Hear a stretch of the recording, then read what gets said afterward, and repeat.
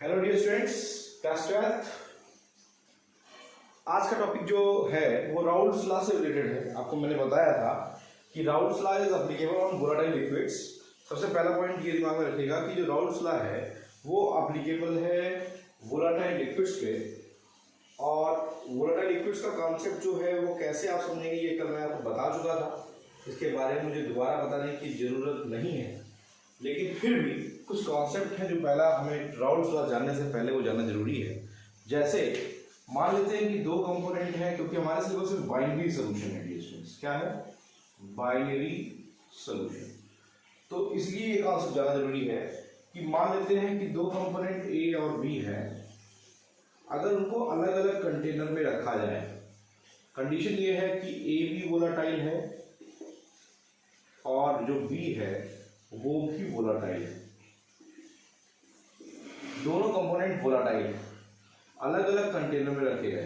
तो ये जो अलग अलग कंटेनर में ए का प्रेशर लग रहा होगा कंटेनर की वॉल पे, और जो बी का प्रेशर लग रहा होगा, क्योंकि यहाँ पे कोई मिक्सिंग तो है नहीं, ए और बी में की मिक्सिंग है? मिक्सिंग नहीं है। तो इसको रिप्रेजेंट करते हैं पीए नॉट से। इसको बोलते हैं vapour pressure of pure component ए। क्या बोलते हैं इसको? कहीं पीए नॉट आया, इसका मतलब क्या है, या नॉट लिखा है तो क्या मतलब है कि vapour pressure of pure component A. और इसको किससे रिप्रेजेंट करेंगे? पीबी नॉट से। यहाँ क्या हो जाएगा? Vapour pressure of pure component B. तो vapour pressure of pure component A और vapour pressure of pure component B या C and D and so on, क्या मतलब हुआ इसका? इसका मतलब ये होगा कि अभी मिक्सिंग नहीं हुई है, दोनों कंपोनेंट लिक्विड है। अब यहाँ देखिए कौन कौन सी फेज आई है, बताइए। यहाँ दो फेज आई है। एक आया लिक्विड फेज, ठीक है, और दूसरा आया वेपर फेज। जब लिक्विड और वेपर फेज दोनों के बीच में इक्विलिब्रियम होती है, उस समय कौन कौन से फेज में? लिक्विड और वेपर फेज जब दोनों इक्विलिब्रियम में होते हैं, उस समय जो कंटेनर की वॉल पर सब्सटेंस ए का जो वेपर प्रेशर लगा, कंटेनर की वॉल पर लिक्विड की सरफेस पे जो ए का वेपर प्रेशर लगता है, उसी को बोलते हैं पीए नॉट या pure component, vapour pressure of pure component. तो पीए नॉट पीबी नॉट कैसे कहते समझ आया? अब आइए इन दोनों को उठा के मिक्स कर लें, इसको और इसको, दोनों को मिक्स कर दिए, एक कंटेनर में कर दिए। अब यहाँ पे कौन कौन सा सब्सटेंस आ गया? ए प्लस बी, दोनों आ गया। ए और बी दोनों मिल गया, मिक्सिंग हो गई। जैसे ही दोनों को मिक्स करेंगे, अब जो प्रेशर आएगा डियर स्टूडेंट्स, उसको बोलेंगे पीए और इसको बोलेंगे पीबी। क्या बोलेंगे? पीए और पीबी। क्वेश्चन ये है कि चलिए ठीक है, इसको पीए बोलिए, इसको पीबी बोल दीजिए। ये पीए और ये क्या है? पीबी। तो पीए क्या कहलाएगा? यहाँ पे ये कहलाएगा partial vapour pressure of, partial vapour pressure of component A. और ये क्या कहलाएगा? Partial vapour pressure of component B.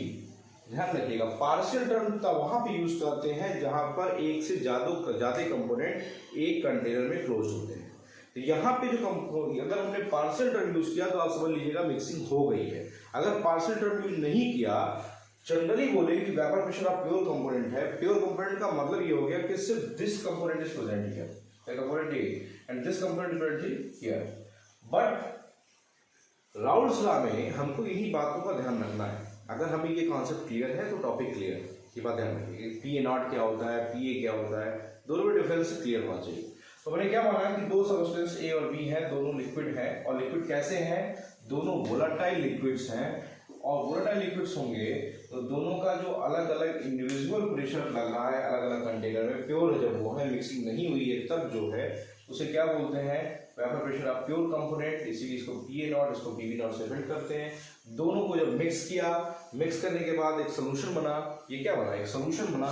और जो सोल्यूशन बना वहां पे जो प्रेशर होगा ए और बी का, अब वो एक मिक्सिंग प्रेशर होगा, इसलिए इसको पीए और पीबी से रिप्रेजेंट करते हैं। अब ये प्योर नहीं रह गया, अब ये इम्प्योर हो चुका है, इसलिए यहाँ पे individual pressure of A in the whole mixture is known as partial pressure of A and is known as partial vapour pressure of B. Clear? Clear है? कोई डाउट? अब ये स्टूडेंट आपसे एक बात, अगर ये दोनों लिक्विड वोलाटाइल है, दोनों को अलग अलग देखें तो PA0 PB0 है, दोनों को मिक्स कर दिए, मिक्स करने पर जरा बताइए जो सोल्यूशन का वेपर प्रेशर होगा वो कितने के बराबर होगा, जल्दी बताइए। जो सोल्यूशन का वेपर प्रेशर होगा वो कितने के बराबर होगा। आपने क्लास 11th में चैप्टर पढ़ा है गैस स्टेट, वहां आपने पढ़ा था Dalton's law partial pressure. Dalton's law कहता है कि अगर दो या दो से अधिक गैसेस मिक्सचर हैं और वो आपस में मिक्सअप की गई हैं, ठीक है, तो जो उनका जो वेपर प्रेशर होता है वो टोटल वेपर प्रेशर जो होता है P टोटल जो हो जाएगा वो बराबर हो जाएगा PA प्लस PB। ये ध्यान रखिए, तो total vapour pressure PA and PB हो जाएगा, ये ध्यान रखिए। टोटल प्रेशर क्या हो जाएगा, PA एंड PB हो जाएगा। किसी को प्रॉब्लम हो रही है? टोटल वेपर प्रेशर क्लियर है? किसी को कोई प्रॉब्लम? आई होप क्लियर हो गया होगा। अब आइए अपने राउल्ट्स लॉ की तरफ चलते हैं। राउल्ट्स लॉ क्या करता है? अच्छा ये मान लेते हैं कि कंपोनेंट A जो है इसका मोल फ्रैक्शन x है और इसका मोल फ्रैक्शन क्या है, xb है, ये ध्यान रखिएगा।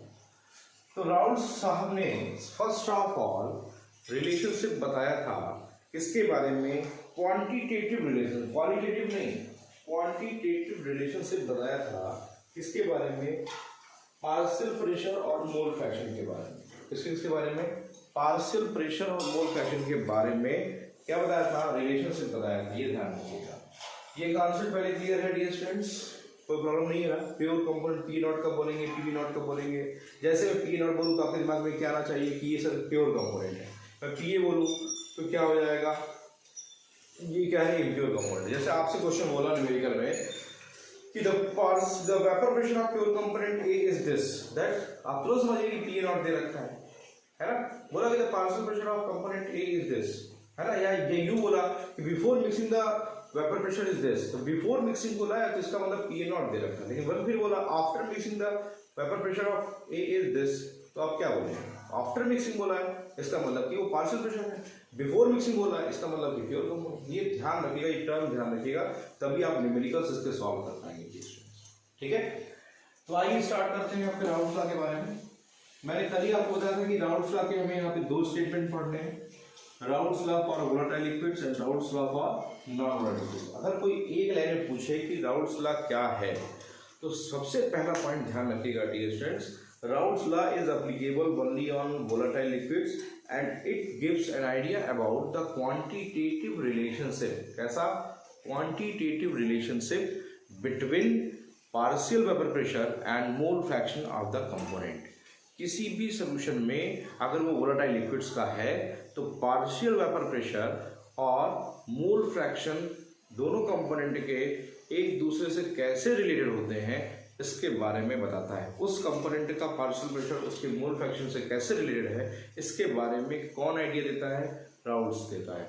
तो अगर आपसे कोई एक लाइन पूछे कि राउल्ट्स लॉ क्या होता है, क्या आपसे समझते हैं, तो Raoult's law is applicable on volatile liquids sir, and Raoult's law gives an idea about the quantitative relationship between the partial vapor pressure of the component with their mole fraction। Partial vapour pressure और उसके मोल fraction के बीच में relationship बताता है कौन, Raoult's law. ठीक है, तो सबसे पहले आज हम पढ़ने चले हैं राउल्ट्स लॉ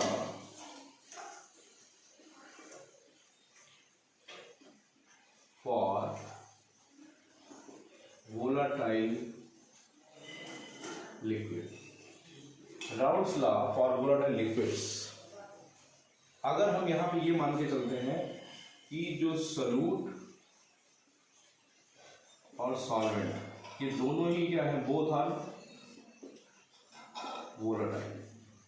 हम दो लॉ पढ़ेंगे राउल्ट्स के बारे में, एक Raoult's law for volatile liquids, एक पढ़ेंगे Raoult's law for non volatile solute in volatile solvent.